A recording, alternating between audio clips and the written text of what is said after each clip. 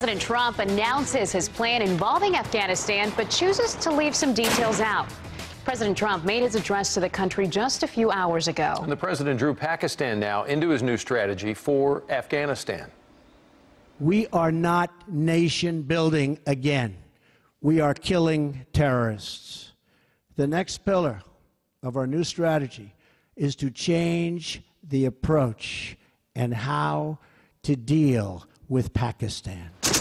Well, the president minced no words regarding pressuring Pakistan now to help root out terrorists in that region, and at the same time said a U.S. attack is possible, but refused to say when that could happen. America's enemies must never know our plans or believe they can wait us out. I will not say when we are going to attack, but attack we will. And despite reports that the president would send 4,000 additional troops to the region, tonight he refused to put a specific number on his plan. Our Ken Molestina spoke with a U.S. Marine Corps officer who has served in Afghanistan about the president's strategy.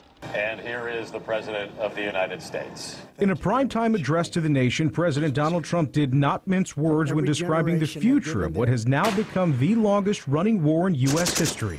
From now on, victory will have a clear definition. Attacking our enemies, obliterating ISIS, crushing al-Qaeda. Although a number of 4,000 additional troops to Afghanistan was widely reported to be part of the president's plan, he would not address any specific details or dates during the speech. Instead, he focused on actions. I will not say when we are going to attack, but attack we will. It's an approach that I'm sure he's given a lot of thought to. Retired U.S. Marine Major General James Williams led troops in Afghanistan for several years. He says the challenge in this fight predates any strategy change in modern times. You have to look at the fact that it's a 50,000-year history.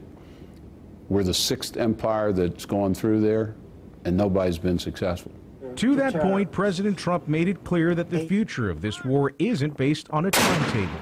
A core pillar of our new strategy is a shift from a time-based approach to one based on conditions. So the real question is, does the American people have a lot of money and a lot of will? Because that's what it's going to take.